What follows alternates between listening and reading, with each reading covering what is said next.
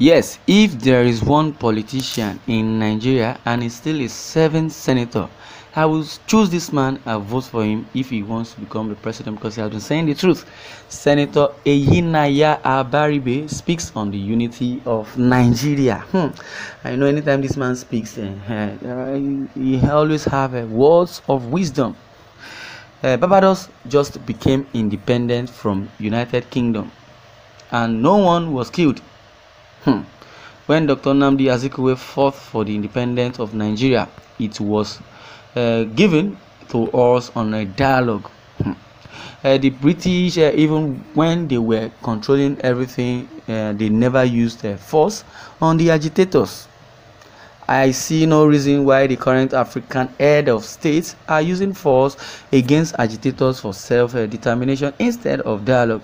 In our own country, the hypocritical fact is that while agitators are being hunted on daily basis, known terrorists are being given VIP treatment in the name of repentance. This is why things keep going bad, because those who feel marginalized will definitely continue to use other means to derive their agitations.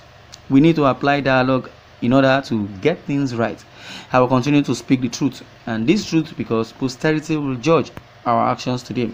It may bring bad omens for our children if we fail to do the right thing right now. Senator Eyinaya Abaribe. Yes, we should be very, very transparent to ourselves. And this so-called Buhari, I'm using that word so-called just because I don't like calling someone a president and that president is not acting and living up to standard. It's so very, very embarrassing. Well, in other words, I would say Senator Eyinaya Abaribe has said it all. The truth is just what we need in Nigeria. Let's call a spade, because if we are truthful to ourselves, I am truthful to myself, you are truthful to yourself, this country will go a long way, and in a twinkling of an eye, I would have been blessed. Because when you talk about the economy of this country, we have a natural resources, but where are the money going to? We kept on borrowing money. Buhari has been the worst president ever, and the most traveled democratically elected president, because that's what they like using that word, because democratically elected. Good luck was not democratically elected, or Obasanjo, Yaradua. Nobody has been democratically elected. It's only Buhari. Now that you are being elected democratically, what has been your impact democratically? What is the situation of economy of the Nigeria democratically? What is the situation of security in Nigeria democratically? And what is the average living of Nigerians democratically? Let's put it that word, because I could remember vividly, let's go back a little before independence. The British who gave us independence, that we were under their colony, they were practicing, they are still practicing, parliamentary system of governance. Now we got independence. Before we could even get that independence, Nigerians agitated, or rather Nigerians agitated. We protested that the government of UK or British should give us our own Nigeria.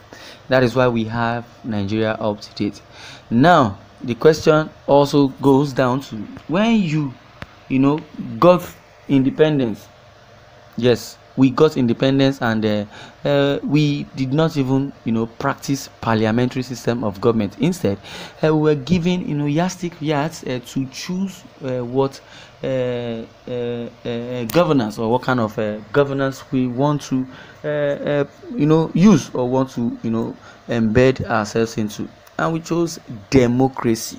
And that is why I said, if you tell me Buhari is a democratically elected president, I would say yes, he's democratically elected.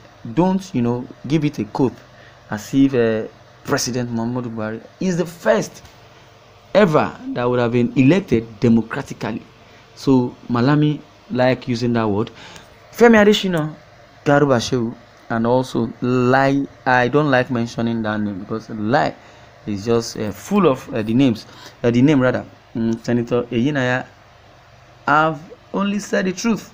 Yes, bam.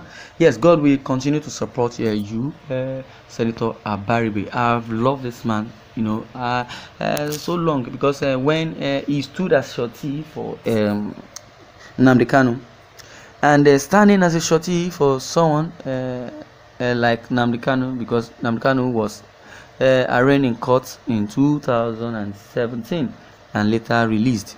After Nnamdi Kanu was released, Senator Abaribe, they released him on bail. Senator Abaribe stood as shorty with 100 million naira. That was just the height of it. But as soon as Nnamdi Kanu went back to his hometown few days later, the story of Nnamdi Kanu's massacre, or let me say the invasion of Nnamdi Kanu's house, was a hit. I would say Sunday Igboho, really tried also, but I don't know. They killed 28 people, working with Nnamdi Kanu. They went to Nnamdi Kanu's parental home, as big as it is. Soldiers, DSS in uniform. I don't know if they are Boko Haram or they are terrorists, because a well-trained soldier, DSS, though they will be last order, but they know how to carry out their mission. But as it is, the government of Buhari just want to silence Sunday Igboho and Nnamdi Kanu. So as Abaribe stood shorty for Nnamdi Kanu with 100 million naira. As soon as they kidnapped Nnamdi Kanu and said he was arrested, he requested for his 100 million. Definitely, but that's not the story for today. It's for another day. But the point I'm trying to bring out is that if we have this same man Abaribe, we have him like about 3 and wants to venture for presidency, why not? Because so many Nigerians have zeroed their minds concerning 2023 election. There's not going to be election.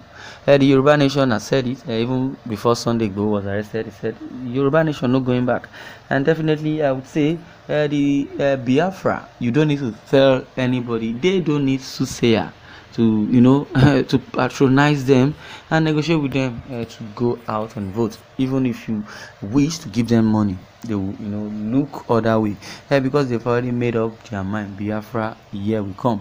And if there is no Biafra, Nigerian government led by Buhari shouldn't marginalize them any longer, because it's like a pain. Some says what pain me is the attitude of some leaders in the north. Those who don't know between left and right always comment on the agitators, not knowing that agitation is allowed, it's under the constitution, and it's all over the world. They also forget that all the agitators have been living peacefully before General Gowon destroyed the structure after the civil war. Whether the north like it or not, Nigeria must be divided to bring peace and harmony and also development through infrastructure, despite the lies the government have painted for us. Well, people are tired of dominancy and also autocracy, a situation where money are generated in the south to develop the north. Let everybody generate money to develop their area by themselves. Yes, this is how it is. Definitely ignorance is just what they call disease, but definitely if you know your right from your left, then definitely you pave way for yourself and nobody could ride you. But as it is, the power of autonomy or autocracy is embedded either in Malami, Femi Adesina, Lai Mohammed, because he's belong Mohammed Abubakar, what's his name? Buhari. See, the issue of Buhari, let's be sincere. Buhari, because of time, let me just say Buhari, according to them, they say he get dementia, he's incoherent, he does not speak. They are the ones injecting Buhari. Let me just tell you the truth. Those cacos, because they are eating from the table.